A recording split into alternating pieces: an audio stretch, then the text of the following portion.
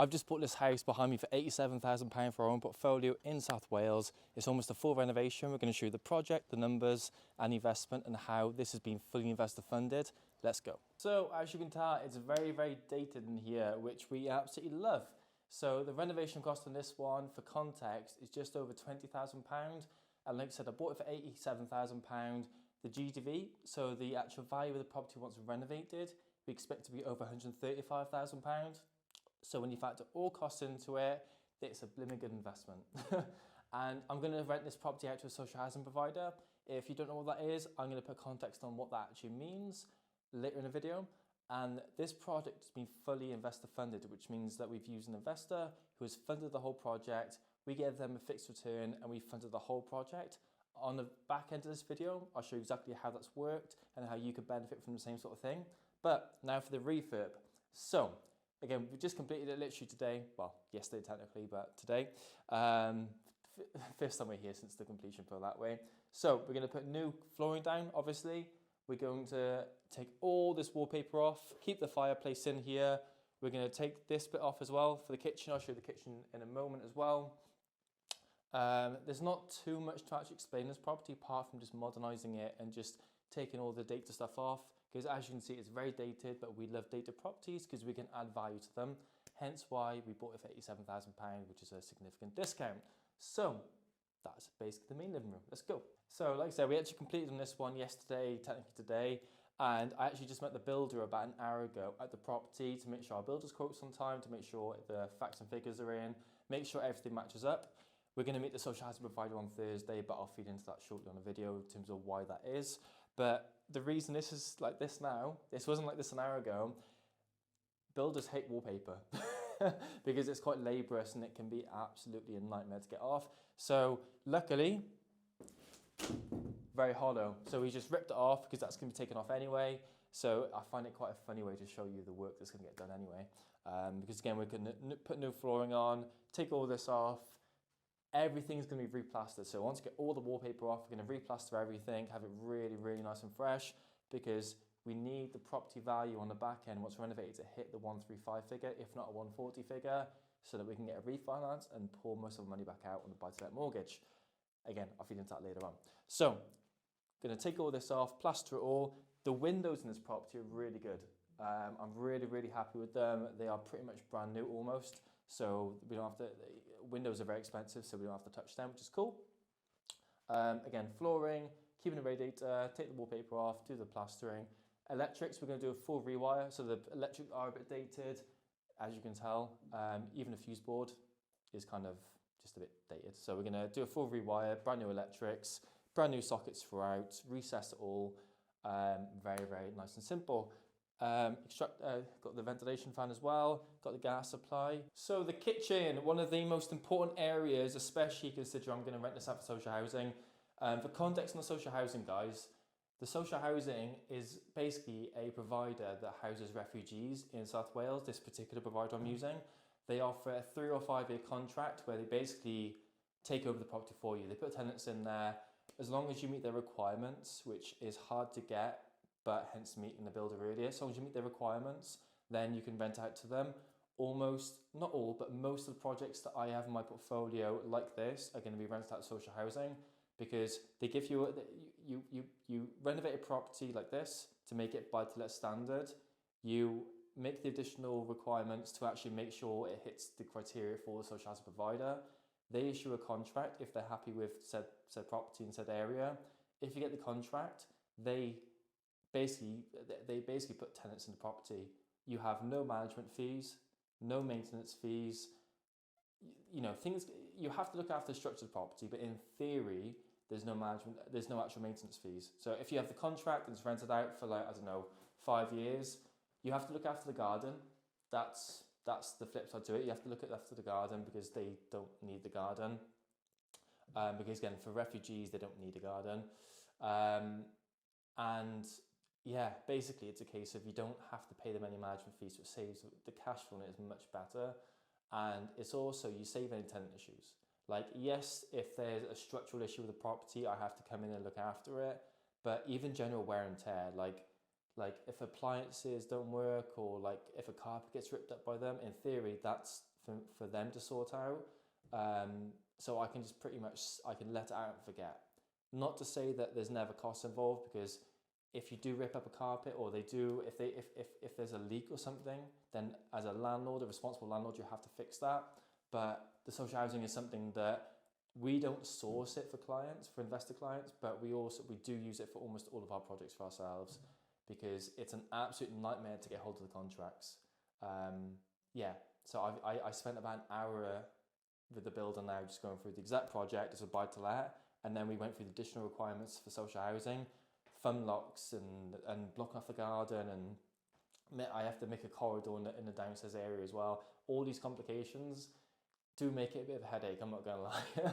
So we never, for sourcing clients, for our portfolio building clients, we never ever do this, because it's an absolute headache. But for our own portfolio, I take it on, because screw it.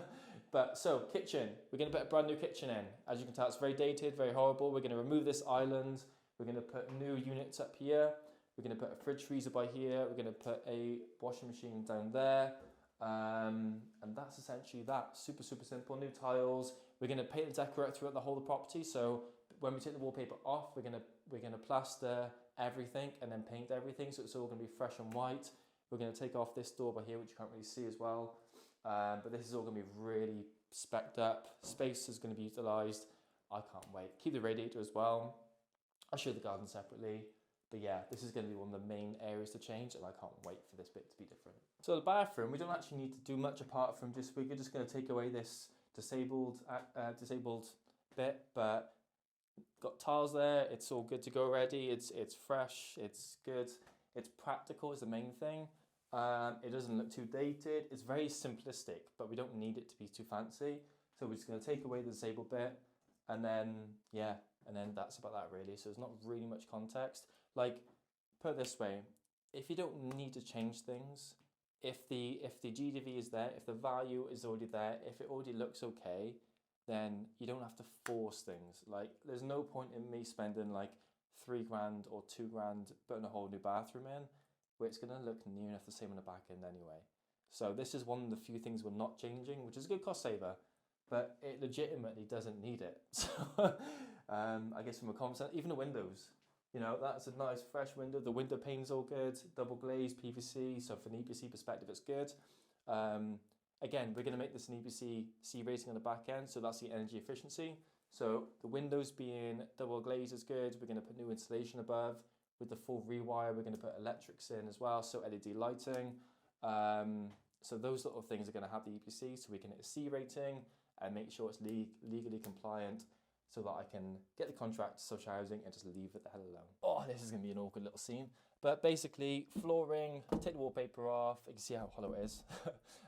Take the wallpaper off, plaster it, new handrail.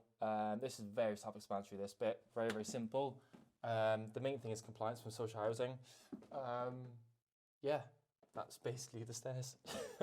So this is a 3-bed property, just to kind of chuck that out there as well. So this is bedroom number 1, of course. So we're going to do the flooring.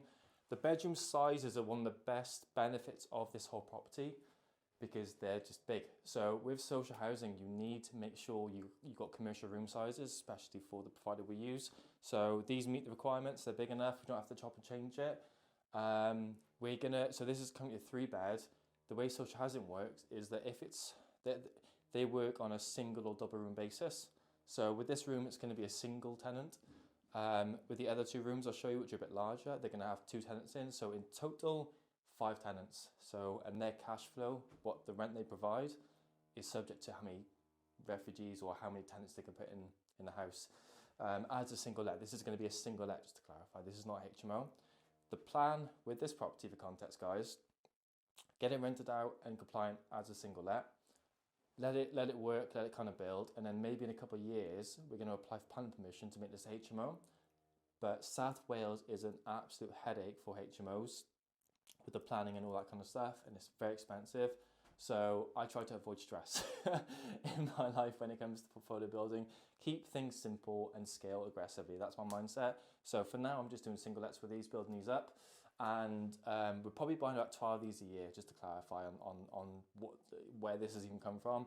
So we're currently buying about 12 houses this year for the portfolio, exactly similar, very, very similar model to these.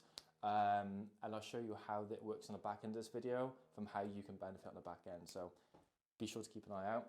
So just with regards to the bedrooms, so we're going to do the flooring, keep the radiator, we'll paint them anyway to freshen them up. There's no need to change them. Again, plaster, rip off the wallpaper plaster. Little bit of damp there we've got to sort out, so we've got to make sure the roof's actually right to make sure there's no leakage there. Obviously this will get changed with the rewire with the electrics. There's a loft behind the video and we're gonna put insulation up there as well for the EPC side. The windows are a very good benefit, like I said.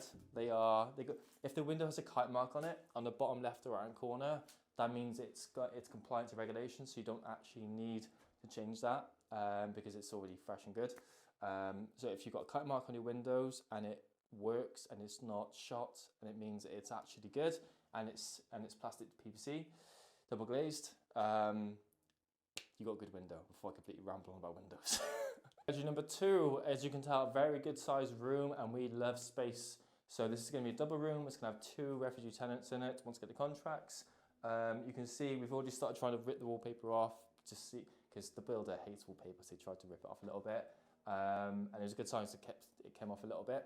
So yeah, rip wallpaper off, plaster it, flooring, electrics, very much rinse repeat.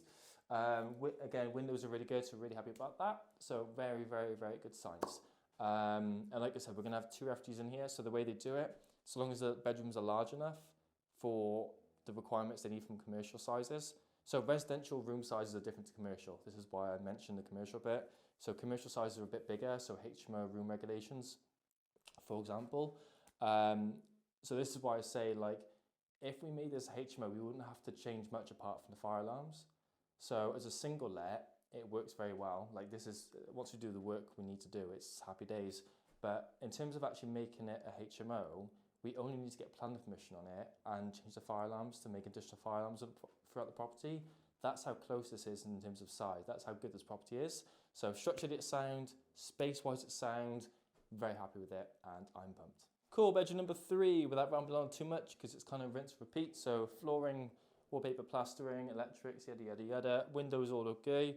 Obviously got the brand new roof on that. One really good thing about this property that I love is the fact that, this is very uncommon, is the fact that the previous owner, they actually rendered the property, which means they actually just put rendering on the outside. So the insulation of this property could even be a C rating on the EPC, which would be amazing. But that's lucky, like that's expensive. So yeah, I got very fortunate with that, I'll be honest with you. So yeah, flooring, I'll keep the radiators. I could change the radiators, but I'm not really that bothered. I think it looks great if you change them, but I'm kind of weighing that up at the back end. Like I'm not too fussed. One of the little details of social housing is basically the boiler is brand new, just to clarify that. So really happy with that, that works. And obviously that's the boiler in there. With this, we're gonna have to put a latch on it to make sure that's all secured and good. But again, that's, that is what it is, just a little latch to lock it off. Basically, the way social housing works is it's like the garden. They're gonna have refugees live here and house them and accommodate them and everything, but they want to block them off where they don't need to access. So the boiler, we're gonna have it locked off. The garden, we're going to put a gate at the bottom of the gate, literally to block off the gate, block off the garden access, sorry.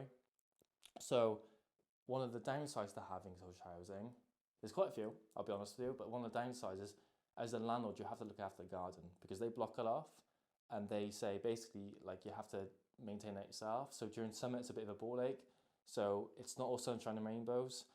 In fact, 3 big issues with social housing, off the top of my head, is insurance. Building house insurance is much, much higher. In fact, I think it's about 3 times higher. So typically house insurance, roughly for buy-to-let, is going to be about £200 per annum-ish, give or take.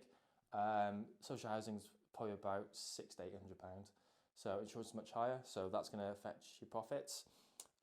Lending is, from a mortgage point of view, is harder. So your interest rates are much higher. Higher. The interest rates are much higher.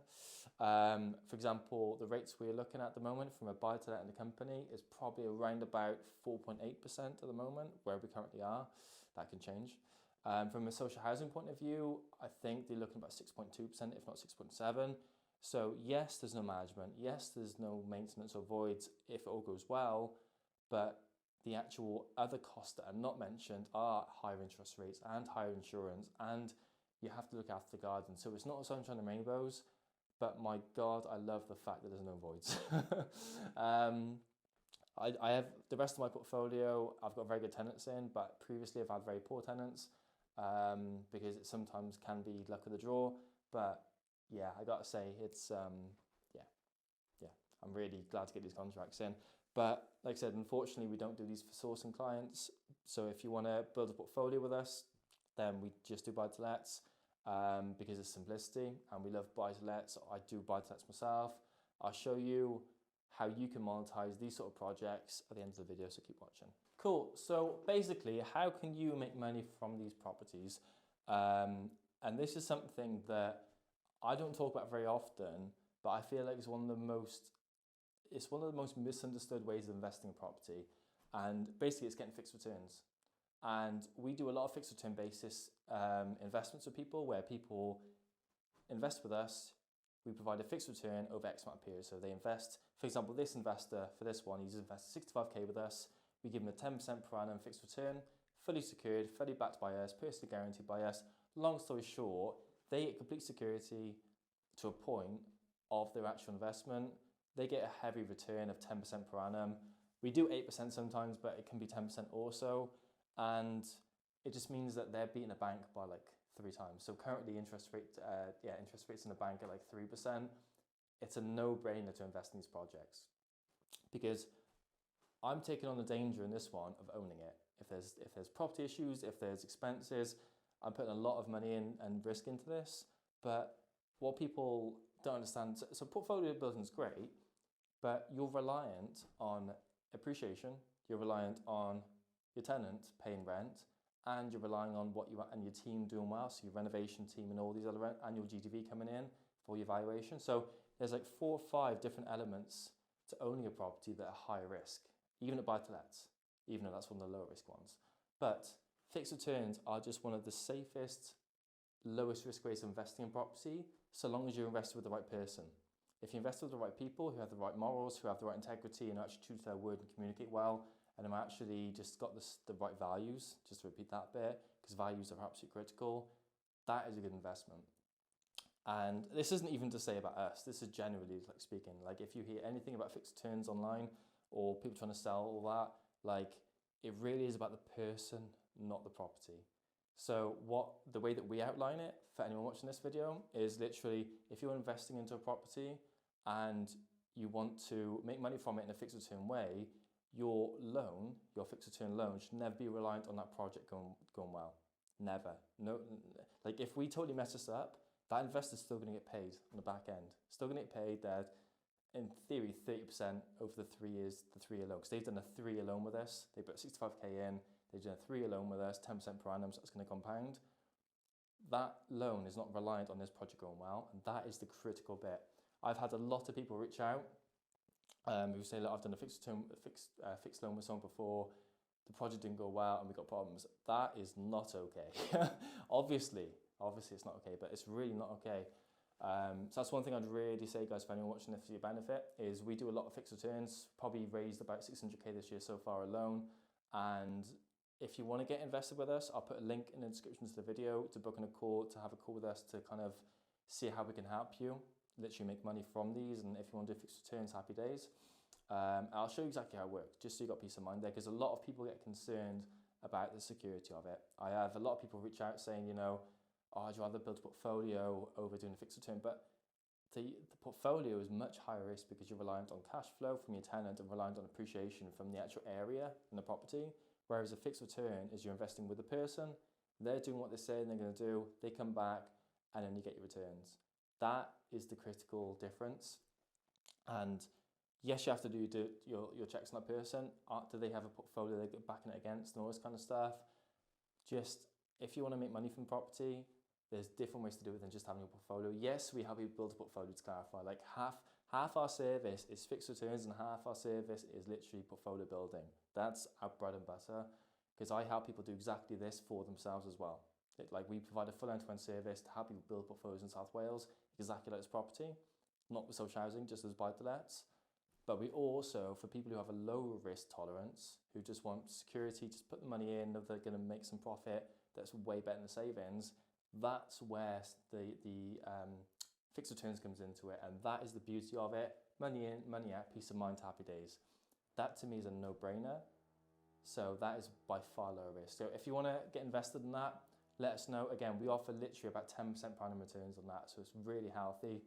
Money in, money out. You can do a 12 or 36 month period, but we can go into all that on the call if you want to.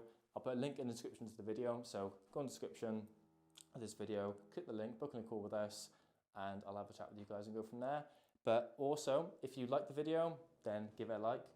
Subscribe to the channel because I'm going to be documenting this project. I'm going to do 3 videos on this one now, mid-refurb and post-refurb, so you can see exactly how it's progressed, and then we get the contract on social housing on the back end.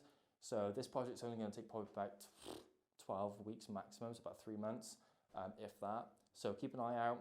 I'll document the whole thing, and I'm also going to be releasing another YouTube video this weekend, so in about 5 or 6 days, from a client from up north who's just completed his own BR with us. So he's portfolio building, doing buy-to-lets.